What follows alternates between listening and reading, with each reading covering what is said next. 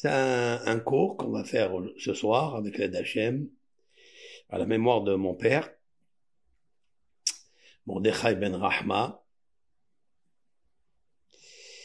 qui était une personne très, très, très simple. Très simple, vraiment très simple. Mais il avait beaucoup de qualités. Une des qualités principales, c'est l'honneur des autres. Il avait toujours ce respect pour tout le monde, que ce soit les juifs, les musulmans qui travaillaient avec lui au Maroc. Et avec l'aide de Hachem, il aidait tout le monde. Tout celui qui avait dans le besoin, il était là pour l'aider. Alors qu'il n'était pas ni riche, ni moyen, très moyen. Et je me rappelle quand j'étais très très jeune, je montais avec lui dans le camion qui transportait les vins d'Alia. C'était les vins de Monsieur Amar au Maroc. C'était à Rabat, il avait un grand dépôt de vin, il fabriquait le vin et il transportait cela à Casablanca, Marrakech, Fès. Et j'étais très très jeune, j'avais peut-être 7 ans.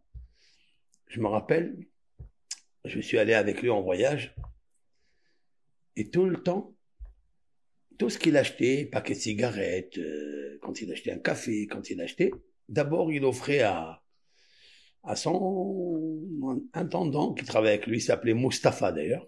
C'est un Marocain. Et il me racontait comme ça, j'ai encore dans mes oreilles, en arabe, il me dit, vous avez un papa très très gentil et on l'aime bien, tout le monde l'aime bien, on aime travailler avec lui.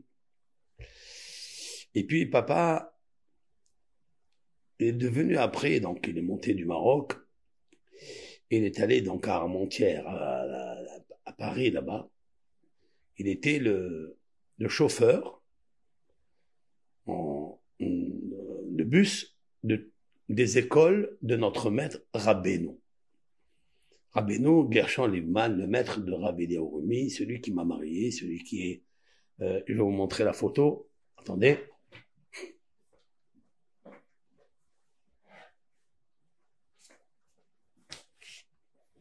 Voilà. Ce Rav. Rabbeinu Gershon Livman. Ce maître c'est une photo comme ça, je l'ai gardée. Quelqu'un me l'a dessinée, me l'a envoyée. Je l'ai vu plusieurs fois. J'étais jeune, j'avais 17 ans. Et j'ai vu ce maître qui est un rescapé de la Shoah. Rabbeinu Gershon, ça c'est la même équivalence de Rav Haikin d'Aix-les-Bains, Talmid du Havetz Haïm. Lui, c'est le Talmid de Savadon Novardok. Et un homme extraordinaire. De lui, on a appris le courage de ne jamais, jamais se désespérer. Celui qui se désespère, c'est qu'il a besoin des autres. Il a gardé toujours l'espoir en Hachem, bien qu'il a perdu son épouse, ses enfants dans la Deuxième Guerre mondiale, et il est resté toujours attaché à Kadosh Baruch Hu, toujours. Sa foi inébranlable, implacable. Qu'il vente, qu'il pleuve, qu'il neige, les fours crématoires, les souffrances, il est resté très fort. Bon, c'est pas l'objet du cours. Et mon papa, hein, de mémoire bénie, c'est un homme très simple. Papa a quitté la maison de ses parents à 9 ans. Et pourquoi? Il n'a pas allé à l'école du tout. Il n'a pas fait l'école, il n'a pas appris. Il parlait un peu l'arabe, et un peu le français, et beaucoup l'espagnol, bien sûr, pour aller servir ses parents, aller travailler, amener la parnassa, le gain de pain, comment habiller, comment amener l'abondance à la maison. À 9 ans, il a quitté la maison pour aller travailler. Baruch Hashem. Et puis, bon, c'est un bon conducteur, un bon chauffeur, un bon chauffard. Et puis après, il est devenu le chauffeur, c'est incroyable. Il est à Rabat, au Maroc, il devient à Paris le chauffeur du Rav. Ça veut dire que le Rav avait confiance en lui, parce qu'il était honnête, il était fidèle et il était travailleur surtout. Il conduisait donc le bus pour amener tous les élèves d'Armentières à Bussière. Bussière, c'est la zone là-bas parisienne, à 50 km de Paris, de Meaux. Et ce Rav le bénissait tout le temps, tout le temps. Un jour, il y avait la neige, et lui, le Rav Gershon Levman, a eu peur que mon papa, il va avoir froid, il va se décourager, il va pas se lever. Comment faire pour l'étude de la Torah? Comment il va accompagner les élèves de la yeshiva, les maîtres qui allaient de Armentières à Bussière, à 50 km de là? Et papa, à 3 heures du matin, il s'est levé pour chauffer le bus, le car. Et il faisait très froid. Et Rabbeinu, il est venu à 6 heures du matin pour voir s'il était là. Parce qu'il a eu peur qu'il y a eu, Hazve Shalom, Dieu préserve, qu'il manque de l'étude de la Torah. Là, c'est un homme d'une grande sagesse, cet homme-là. Le cœur, le moussard. C'est grâce à lui que je suis rentré dans l'étude de la Torah, grâce à ses livres, grâce à son enseignement, puisqu'il a enseigné à mon beau-père. Moi, j'étais encore, j'avais 12 ans, 13 ans. Et papa, c'est impensable, a fait que grâce au hesed, grâce à l'étude, grâce à la sincérité, au travail, papa s'est levé à 3 heures du matin pour réparer le bus, et tous les élèves, tous les maîtres étaient là pour aller enseigner et étudier la Torah d'Israël. Alors qu'il était très simple. À peine il savait un petit peu lire l'hébreu, à peine. Et tu te demandes des fois, Mi Barakolele, qui a créé tout ça? Des fois on pense qu'il faut faire des grandes études et devenir des professeurs pour atteindre des niveaux, des succès. Mais wallo, tawalo. Tout ça, c'est rien du tout. Qu'est-ce qui est le vrai? Et c'est dû, tout ce bonheur, c'est dû au bonheur et à la vie qu'il a donné à ses parents. Le fait qu'il est allé travailler, il n'a pas étudié, il n'a rien fait, bien il a soutenu les parents. Et ça, le kavod des papas et mamans, il n'y a pas mieux que ça. Jamais ton père, ta mère, tu les abandonnes. Jamais. Toujours. Kabed et avicha vetimecha, la Torah l'a répété 2 fois cette mitzvah. Dans la Torah, 304 805 lettres et 2 places dans la Torah et pas n'importe quel endroit dans la Torah, les 10 commandements. Dans la section Yitro, qui se trouvera dans l'Exode, le 2e livre de la Torah, Parashat Yitro, 10 commandements, 5e commandement, Kabed et avicha ve'etimecha. Honore ton père et ta mère. Les ma'an ya'arichun yamecha. Afin que tes jours se prolongent. Et dans la section de Vaït Hanan, dans le Deutéronome, 5e livre, là-bas aussi c'est marqué Kabed et avicha ve'etimecha. Honore ton père et ta mère. Pourquoi la Torah, Moshe Rabbeinu a trouvé nécessaire de répéter encore? Il l'a dit déjà. Non. L'honneur des parents, il n'y a pas, rien ne vaut l'honneur des parents. Et c'est la raison pour laquelle Ya'arichun yamecha, ça veut dire tes jours se prolongent. Qu'est-ce que ça veut dire ces jours se prolongent? Nous avons 70 ans. Le psalmiste a dit qu'il y a 70 ans dans ce monde. C'est quoi les jours se prolongent? Ah, je crois qu'il y a un bug là. Il y a un petit souci dans... Hein, c'est ça, hein? Oui. Voilà, c'est revenu. On a une petite connexion qui est un peu difficile.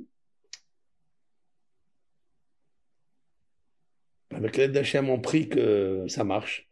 Et oui, malheureusement, toutes les personnes, c'est bon, hein. Vous êtes là avec moi? Ah, c'est revenu, ok. Vous êtes avec moi, grâce à Dieu. Restez avec moi ce soir, on discute, on parle Torah.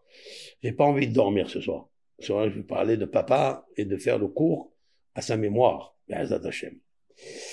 Et Arichun Yamecha, prolongation de la vie, c'est en fait la vie spirituelle.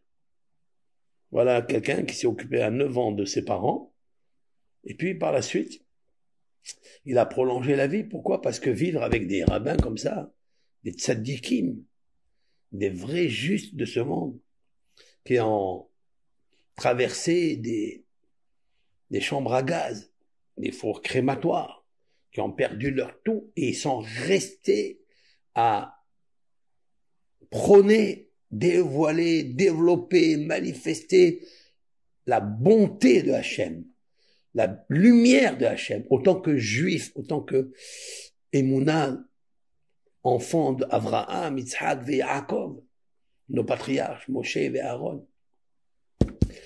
Il avait reçu de lui beaucoup de bénédictions. Je me rappelle le 7e jour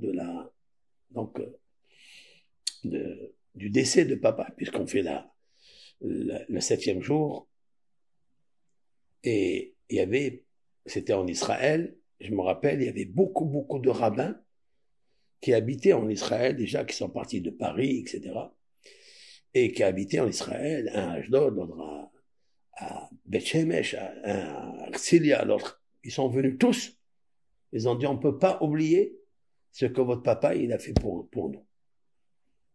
On peut pas, parce que il était là, il nous attendait, des fois il tardait une demi-heure, et les autres, ils disaient, allez, partez, monsieur Perros, allez, partez. Il dit, non, j'attends. Si on part, qu'est-ce qu'on va gagner? Une demi-heure? Mais tu vas laisser une personne dans la maison sans enseigner. Allez. Et il venait, c'est magnifique. Moi, c'est incroyable, c'est extraordinaire. Ce rave-là a fait beaucoup de brachot à papa. Et moi, je dis, c'est ça. Lui, il a mérité ça. Il a mérité parce que il s'est occupé de ses parents. Et ça, c'est important. Et j'ai eu le mérite, qui n'a rien à voir. Ça n'a rien à voir. Que c'est lui qui m'a marié. C'est un grand zéchout d'être marié par ce rave. C'est tzaddik yesod olam. Il avait des milliers d'élèves sur Paris, en Israël, en Amérique, de partout, par sa msirut nefesh. Ça veut dire, il s'est sacrifié pour le nom d'Hachem. Que pour le bien, que pour le nom du Créateur, le nom de notre Créateur à tous. Voilà, je voulais donc faire cette petite éloge sur ça. Il y avait aussi quelque chose de très particulier chez papa. Et quand il s'est installé un petit peu dans son métier, etc., il a connu beaucoup de préfets arabes, qui venaient chez lui, il leur offraient des caisses de vin, mais eux, ils buvaient pas, bien sûr, vous savez qu'ils boivent pas le vin, etc., mais il leur offrait des cadeaux. Dis-moi, c'est pas grave, vous les vendez, vous faites. Eux, ils disaient, non, on veut pas. Mais il lui dit, par ta gentillesse, ce que tu nous demandes, on le fait. Il les invitait à la maison. Je me rappelle, je sais pas, je crois que c'est un lundi, il avait invité plusieurs préfets arabes qu'il connaissait avec des amis, etc., à la maison. Et il leur a fait une seouda, il leur a fait un repas de Shlomo Amelech, du roi Salomon. Et après, j'ai demandé à papa, juste peut-être un an avant qu'il décède. Un an avant qu'il décède, je lui ai dit, papa, tu m'as jamais raconté ta vie. Raconte-moi un peu ta vie. Alors, il m'a raconté plusieurs histoires étonnantes. Je me suis dit, comment ça se fait que je les écoute 6 mois ou un an avant qu'il quitte ce monde? Une des histoires qu'il m'a racontées, il y a deux qui m'ont beaucoup, beaucoup bouleversé. Enfin, j'étais content pour lui. C'est que il y avait des filles juives. Écoutez bien ça. Et lui, il le racontait comme s'il parlait normalement, sans prendre de l'orgueil ni rien. Il racontait ça tout cool, quoi qu'à zen. Je lui dis, tu peux me raconter qu'est-ce que tu as fait dans ta vie? Il m'a dit, je vais te raconter quelque chose. Il dit quoi? Il m'a dit, il y avait des juifs qui étaient pris en otage par des musulmans. Vous savez, il y avait toujours des voyous qui prenaient les petites juives et les amenaient en prostitution. Et c'était des gabarits, c'était des hommes forts, des Arabes qui étaient des musulmans, qui étaient de la mafia.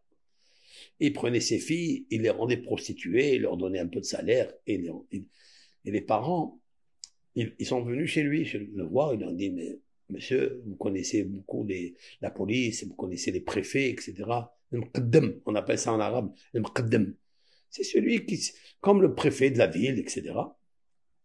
Il a dit, qu'est-ce que vous avez? Quel est le problème? Il a dit, voilà, ouais, ma fille, elle est dans cette maison-là de prostitution, et voilà, c'est des gens forts, ils nous menacent, ils nous frappent. Il a dit, ne t'inquiète pas. Il a réuni 2 personnes, ils ont envoyé la police là-bas, la gendarmerie et la police avec le Zrouata, on appelle ça Zrouata, c'est le... Vous savez, ils avaient des... Oh mais non, mais jusqu'à maintenant, la police, elle a comme le martinet, mais un martinet un peu costaud. Ils te frappent, ils te cassent le crâne. Ils sont partis là-bas. Il y a, je sais pas, une 50aine de policiers. Ils sont entrés dans cette maison. Ils ont attrapé tous ces gens-là et ils ont sauvé les petites juives qui étaient là. Et papa, il s'est occupé de leur faire le passeport avec la famille. Il les a envoyés en RS Israël. Il y a une personne ici au camp d'Arenas à Marseille, à la rue la Montolivet, qui me raconte quelque chose. Et un jour, il me dit, est-ce que vous êtes Béros du Maroc? Je lui ai dit oui. Il me dit, vous connaissez monsieur Marcos Béros? Je lui ai dit, c'est mon père. Il me dit, vous savez, il a sauvé ma petite famille au Maroc, qui était dans un état en otage grave. Je lui ai dit, papa, tu sais ce que tu as fait là? Et c'est incroyable. C'est incroyable. Je l'ai entendu juste une année avant qu'il décède. Mais ça, Pidion Shvouim. Pidion Shvouim, c'est sauver des captifs. Sauver les captifs, c'est la plus grande mitzvah. Vous leur donnez la vie. On peut sauver des captifs, des pauvres, en leur donnant à manger, en leur donnant la vie. On peut les sauver quand ils sont emprisonnés.